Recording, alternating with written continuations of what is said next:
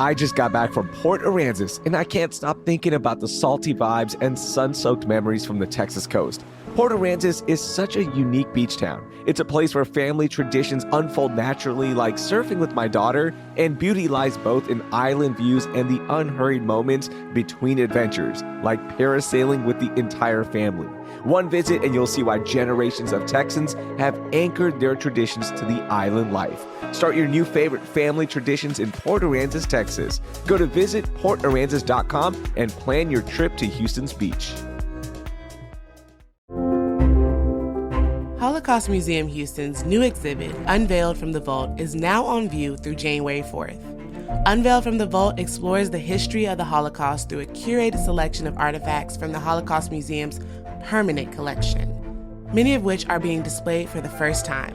Admission is free for everyone on Thursdays from 2 to 5 p.m. and always free for children and students through the age of 18 and college students with a valid student ID. Get your tickets now at hmh.org/tickets.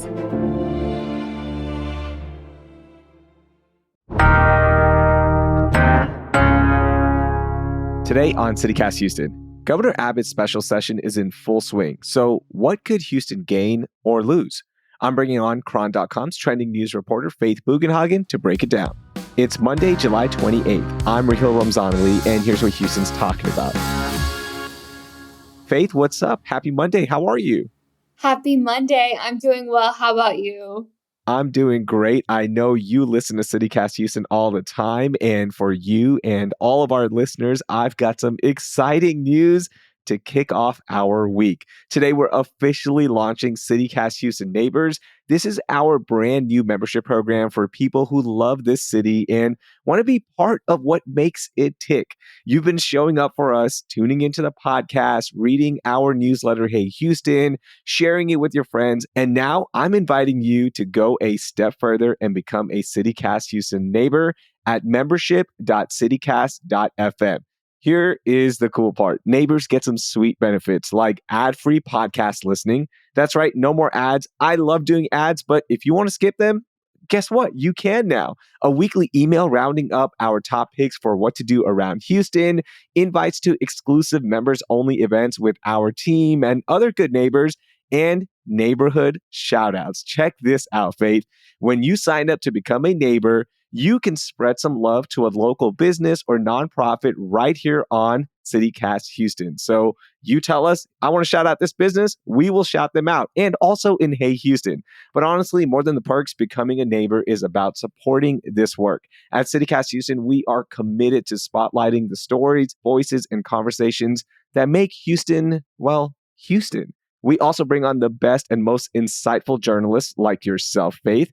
And we try to amplify your work and others so Houstonians can be better tuned into what is impacting them. So if this podcast is part of your daily routine, becoming a neighbor is your best way to say, hey, this matters. Let's keep it going. It only costs $10 a month or $100 a year, and it supports our small but mighty team in the work that we do every day to connect you to this city. You can learn more and sign up at membership.citycast.fm. And this week only, as a big thank you to our founding neighbors, we're giving away free CityCast Houston totes to everyone who joins right now. This week only. It's bold, it's beautiful, it's 100% ready to haul your books, your groceries, or your pickleball paddles like I do, okay, because that's what I'm going to use a tote for. So sign up right now. We'd love to have you in the neighborhood. All right, Faith, let's talk about Governor Abbott. He called state lawmakers back to Austin, and the agenda is packed for this special session. From the THC ban to flood relief, there is a lot. But let's start with the push to redraw congressional maps because it looks like this could really impact Houston. Yeah, it absolutely could. To your point, like you're saying, we've seen this become a front priority of a pretty already jam-packed list. And when you mention impact directly to Houston, we have seen that floated by the Department of Justice, who is pushing for this effort in tandem with President Donald Trump, is Houston's congressional districts were mentioned in a memo from the DOJ And those are the districts that are currently held by Representative Al Green, as well as Sylvia Garcia, and formerly held by Sylvester Turner. But essentially, this is a move that was supported and called upon by President Donald Trump. And there was a letter that was sent from the Department of Justice that listed these congressional districts in particular as ones to target within the redrawing process. And that's why we're seeing a lot of criticism from Democrats as well as those concerned. They describe it as potential racist, intentional gerrymandering because of these districts being in predominantly Black and brown communities. Yeah. I mean, you look at the seats that are being impacted by this proposed redistricting and redrawing, right?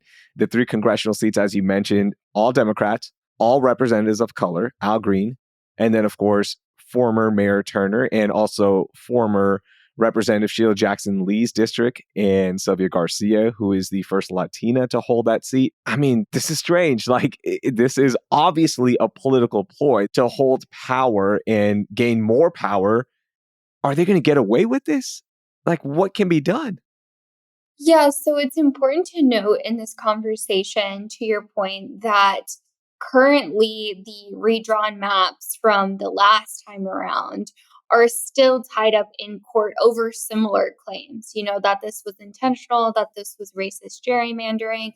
And we still haven't seen that fully played out in court in terms of that legal challenge.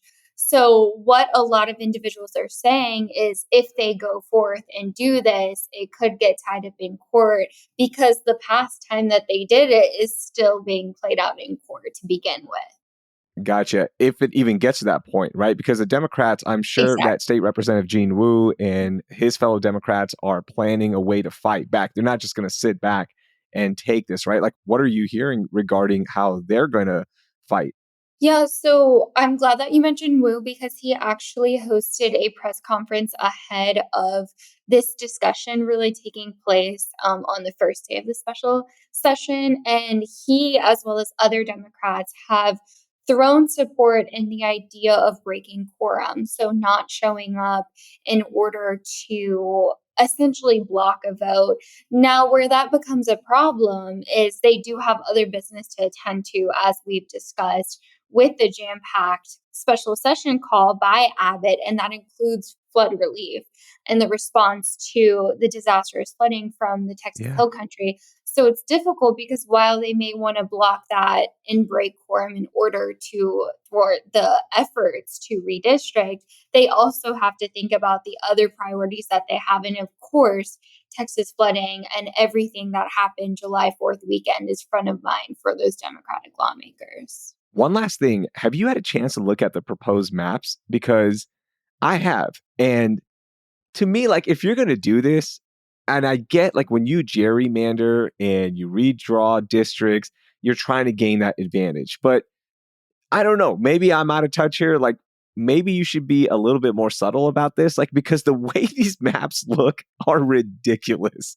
I even talked to our executive producer, Laura Isensee, and she showed me a tweet by a friend of the show, Robert Downing, who's at Texas Monthly. And you just have to, like, laugh because some of the things that they're doing with these maps, it's like Robert said you could drive a golf ball over Texas's 9th congressional district, meaning if you swing a golf ball, you can cross over into a different congressional district that borders congressional district 8 and 9. So it's like, kind of be subtle about it. I don't know. Like, it's so funny to look at these maps in a frustrating way. Yeah, no, definitely. And I think also what's core to the conversation is who's drawing these maps. That's something that I've seen come up a lot in reporting on this particular topic is just, are we getting subject experts? Are we getting people that would approach things in either a less overt or even fair way? Obviously, I think the maps speak for themselves there, but there has been a lot of conversation about who all is behind it, especially when the Democrats have already challenged it within the session, on the Texas Senate floor. they were asking, particularly Carol Alvarado, who's from Houston and represents Houston, who's behind this? What are we doing? Why are we doing it this way? Because of to your point, what is being seen within those maps. The second part of this is, at the end of the day, this is all politics, right? And when you are called back for the special session, they are going to focus on this. They're also going to focus on flood prevention, right, as well. And as you mentioned, like the Democrats, if they figure out the flood response first, they could leave and pretty much block redistricting efforts, correct?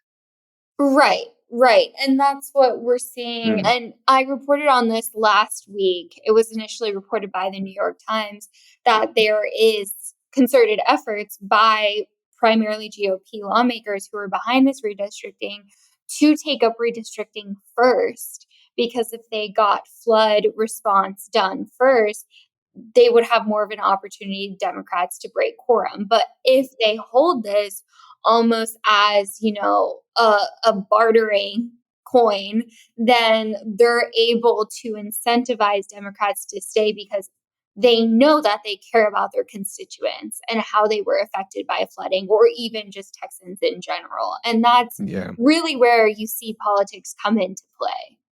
Okay, Faith, what exactly are we going to solve with the flood response, right? I mean, after the tragic flash floods that killed over 130 people in the Hill Country, public outcry forced Governor Abbott to put flood control on the special session agenda. Again, this wasn't anything that was planned before. This was put on after the tragic events. What are lawmakers hoping to get accomplished here? Yeah, so for flooding, they want to accomplish a way in which they can improve and even create a more comprehensive flooding warning system, particularly in those areas that were impacted by flooding, which we've seen that be a huge part of the conversation about relief and response efforts. And also on the special session call related to the Texas Hill Country is just communication between local and state lawmakers. That's been another big component of what we've seen. And we already saw it play out within last week's Senate hearings. They had initial hearings on just collecting information and data. And we saw those get a little bit heated when it came to the communication between local authorities versus statewide. So we'll just see a lot of that in their response work. Yeah, I'm glad you brought that up, right? Because there was a lot of pushing the blame and saying that, hey, look, we did our job, but they didn't do their job and this and that. Let's get into those hearings real quickly, because as you mentioned, this was the first time that lawmakers had a chance to talk about this. What else jumped out to you? They started out by opening up and saying, this isn't to come to any conclusions or answers. This is just for the first most to collect information because they're going to have to write legislation, which has not been drafted yet. But what came front to my mind is just that conflict. No matter how much they try to avoid it, we saw local authorities saying that the state didn't do enough in terms of their officials to communicate to local and vice versa.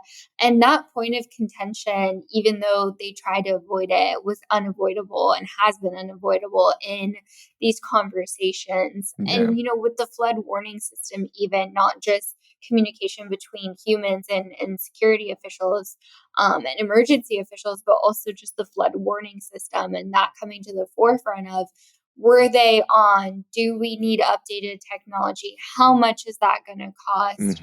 Where should it be positioned? Like, these are all questions that you think would have answers, especially when you're in flood prone territories. And I think that's why they're really trying to tackle it now. Faith, that's my frustration, is that this area goes through so many floods, flash flood alley, right? We know the dangers. And there's a lot of blame being put in, as it should, right? Like, you got to figure out how this happened, especially when it was a mass casualty event, children died.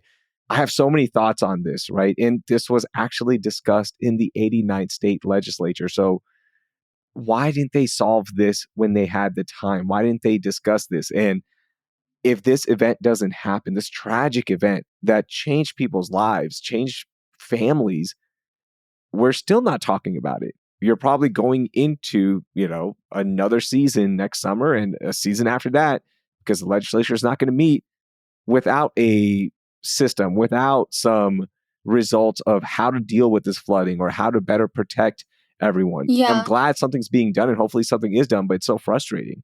Yeah. And I think also not only was it discussed, with state lawmakers and state lawmakers that represent Kerrville, but also Kerrville and Kerr County officials had talked about options and studied options and known that getting a warning system, updating it, doing all these things to be proactive and preventative was important. And every single opportunity they had to do that, they did not take action on that. And the Houston Chronicle has done some phenomenal reporting on that. So I would suggest anybody go over and read the investigative work that they've been doing.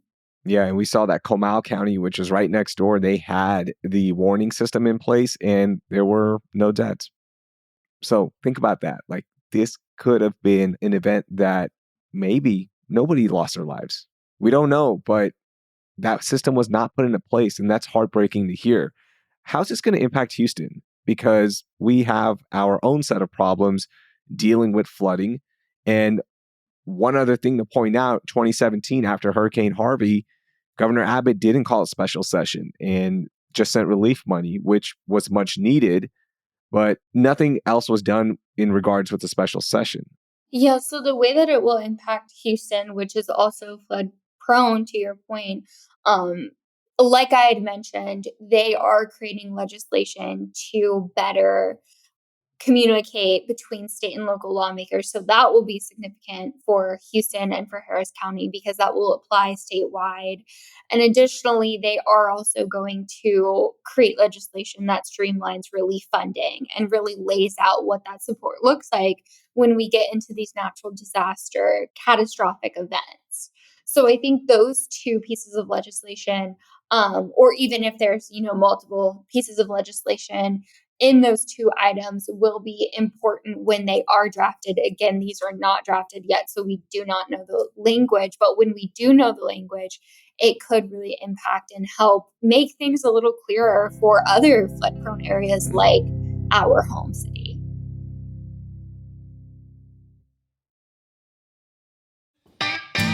Houston, it's time for one of my favorite things, Houston Restaurant Weeks. Houston's most anticipated foodie event will celebrate its 22nd year starting August 1st and running through Labor Day, September 1st. Almost 400 restaurants will be on board, offering fixed-price brunches, lunches, and dinners. Restaurants from the Galleria, Inner Loop, West Houston, East End, Midtown, Downtown, Sugar Land, Galveston, and the Woodlands will be participating. You catch my drift. There are a lot of restaurants. Here's the best part. When you dine out, you're raising funds for the Houston Food Bank. So it's your turn to dine out and do good. Get started by going to HoustonRestaurantWeeks.com and browse all of the restaurants and menus. You can even search by the type of cuisine you want, the neighborhood, the meal, the price, and much more. It's time to celebrate one of the best things about H-Town, our food. And you can do it with Houston Restaurant Weeks. Again, that's HoustonRestaurantWeeks.com.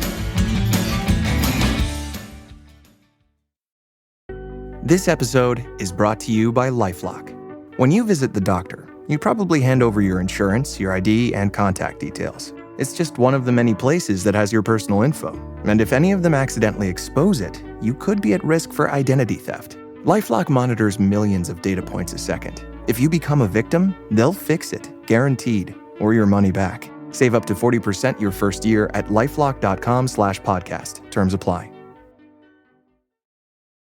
Okay, Faith, before we talk about THC and that ban that potentially could impact all of us here in Houston and STAAR testing, which I really want to talk about and get my opinions out there, I want to tell everyone about the CityCast Houston Neighbors program just a little bit more. All right, we just launched it. This is a very big deal for us, not just because you get more from CityCast Houston when you join, but because we get to build real relationships with you in real life. That's right. One of the things I'm looking forward to is the chance to meet you in person at member events. This is a perk you get when you become a CityCast Houston neighbor. You'll get exclusive invites to gatherings with our team and other listeners and contributors. You can come hang out as well and talk to everyone about what's happening in Houston and connect with the people who care about the city as much as you do. We've seen how powerful it is when CityCast Houston listeners come together. It feels like instant community. It is nice to catch up with everyone, talk about the issues that are impacting us in our parts of the city and surrounding areas. So if you want to do that, then become a CityCast Houston neighbor. Come meet the people behind the mic, or just share space with fellow Houstonians who are curious, passionate, and plugged in. This is your chance. Head to membership.citycast.fm to join CityCast Houston neighbors today. We truly can't wait to see you. That's membership.citycast.fm. All right, Faith, let's talk about this THC ban. This is another big priority for Governor Abbott. Can you remind us of all the political drama behind this one? Because it is juicy and it is evolving. Yes, it is. It's been really my whole life for the past, God, I don't know, since January. But if y'all recall, during the regular session, the Lieutenant Governor Dan Patrick was really just iron fist, I want to ban all THC, period. And Governor Abbott was largely tight-lipped on the matter. You know, we just saw Patrick try to get it through to the finish line, and Abbott decided to pull a Hail Mary move right before the regular session was over, the night that was the deadline to sign the bills, and he actually vetoed the THC ban, which initially was Senate Bill 3. Now he calls the special session, puts it on the agenda, and so we'll see it reworked. And it was already filed a new updated ban on THC, which will now be Senate Bill 5. And it's essentially, believe it or not, even though we couldn't get it done last time, a nearly identical bill from the initial THC ban, which just got so much, backlash. So we've seen little development on the legislative side, but what we have seen is Abbott has come out and actually issued his very first public statements about his whole stance on the matter. And he is pro-banning intoxicating hemp products. Wait. Hold on. So when he had the chance to ban everything right after the regular session, he was like, no, let's discuss this a little bit further. I'm paraphrasing. That's how Governor Abbott talks. He's like, no, come on, let's figure this out. And now he's flip-flopping and he's saying, okay, I'm on board with this full ban, because I thought regulation was the big thing. Yeah. So you're correct in that when he did issue the veto, he actually had a roughly 4 to 5 page letter talking about that veto and detailing what he wanted regulated, that he wanted regulation to be concentrated. Even in the special session call, again, you see regulation. And now we're seeing prohibition, and significant prohibition that he initially had vetoed. And what he's saying, and what his spokespeople are saying, is that it's not necessarily a flip-flop, because he never really supported intoxicating hemp products that are dangerous for adults. But, to not issue a statement and then to go to this, some people say, is disingenuous. And so I think we'll have to see how things play out, but rightfully so. THC business owners and advocates are pretty frustrated, because it's essentially the same battle that was playing out in the regular session, and they just couldn't get it done, and now it's going to play out this session. Okay, correct me if I'm wrong. This, to me, seems like politics. He's trying to get something. Is it redistricting? Is it something else that I'm missing? You can't just go from where he stood on this topic and to where he is now without something else at play. Yeah. I think it's tough, to say what exactly is going on behind the scenes, especially for me, because I'm not there in Abbott's office making the decisions. But, sure, it is always, what can I get? You scratch my back, I'll scratch yours. So I think we'll have to see. But a lot of THC advocates and a lot of those within Democratic circles in particular are saying, Hmm. special sessions cost money. They cost taxpayer money. And yes, we have the Texas Hill Country response that we have to figure out. But really, the majority of the conversation has been about redistricting lately. And that is something that people continue to point to. And with the THC ban, it's almost like, they're reviving what was done during the regular session just to get stuff done in order to focus on the priorities, which right now does appear to be redistricting. I want to bring this back to Houston real quickly because I spoke to a business owner who works in the CBD slash smoke shop slash THC industry. He is one of the bigger players here. And two things stood out to me. Number one, he said, all right, even if they ban it, they are ready to take this to court. This is going to be stuck in the court system for a while. That's a different discussion. But number two, he is in favor of regulation and wants regulation. He's like, the industry needs regulation. And this could thrive in Texas if done correctly. Regulation is great. There are a lot of bad players out there. He pointed this out. I don't know that to be true. This is what one person is saying, but regulation could be huge. If there's an outright ban, how would this impact the city? Like, I'm thinking about every single smoke shop that is on every single corner. And we make jokes about it, but these are small businesses. These are businesses that are helping our city. How would this all play out?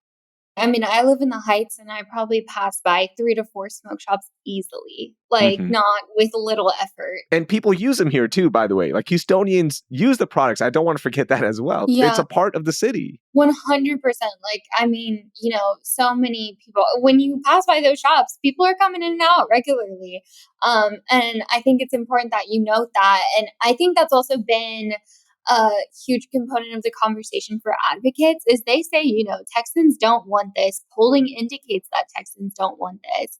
And very early, actually, in the regular session, we did reporting where we spoke with local owners in Houston when the initial ban was proposed. And they had mentioned that they've seen an uptick in sales because people are almost like hoarding, for lack of a better term, products in case they do become illegal. Hmm. And they also have said, this is a booming industry.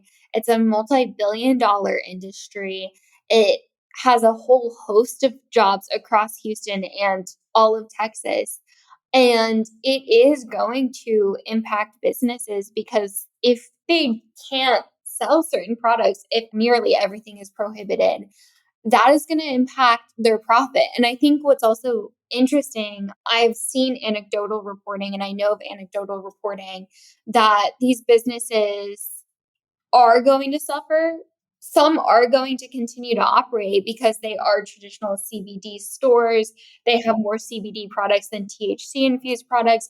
But, that's not going to be a majority of the stores. A majority of the stores are really going to have to reconsider what to do. And we're hearing that from business owners already.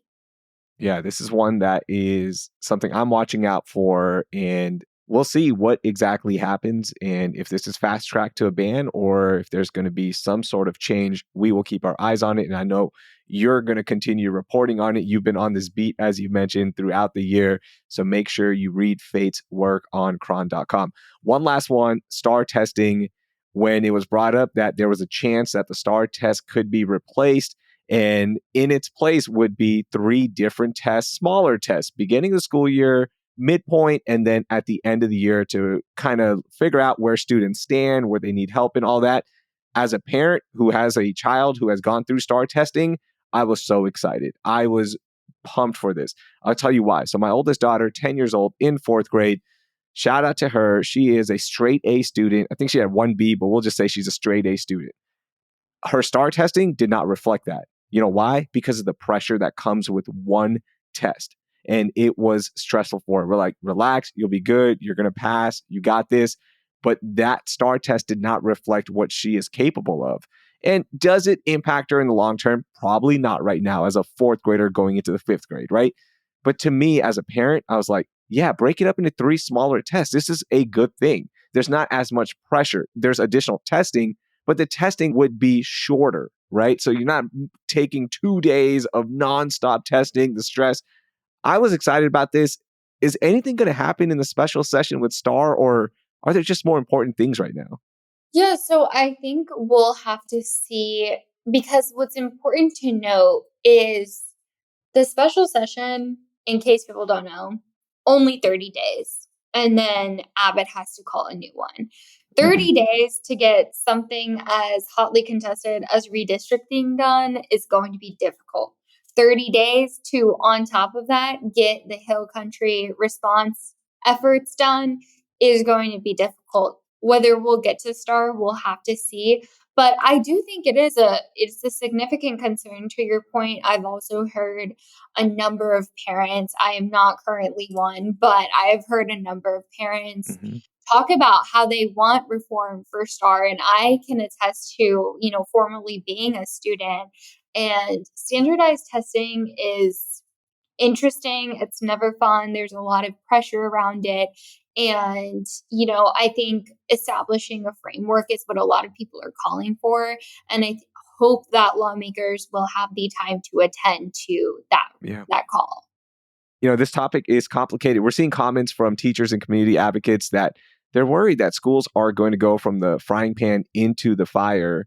And with Abbott's push, while yes, it would replace the high stakes of the STAAR test, the plan would replace the STAAR test with another test, right? Potentially 3 tests. So this will mean even more testing and might not help the students. So it's something to watch out for. This is something that hopefully lawmakers can figure out. But as you mentioned, with 30 days, there's not that much time. And unfortunately, as a parent, I don't think they're going to call another special session for STAAR testing. I doubt it, but let's see. We're going to follow all of this. Faith, thank you so much for joining me. Thank you for all of your insight. Yeah, thank you so much for having me, Raheel. It was a pleasure.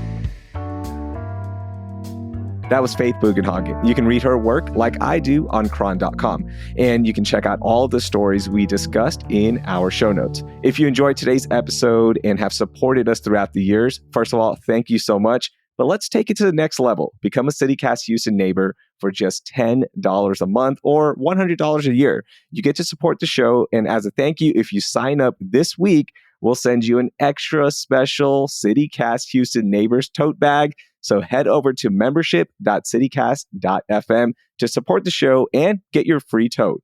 Also, help us grow the show by sharing this episode with 3 of your friends who have kids in public education, or they are worried about what's going to happen with the THC ban, or care about redistricting. Share it with them so they can learn more. Also, rate and review the show wherever you're listening. And of course, subscribe to CityCast Houston if you are new, so you can get new episodes every day in your feed. Also, don't forget, we have a great newsletter with news, daily events, happenings, and so much more. It's called Hey Houston, and you can find that at houston.citycast.fm. That will do it for today. I'm Raheel Ramzanali. Thank you for listening, and I'll see you with those matching tote bags because I'm definitely getting one.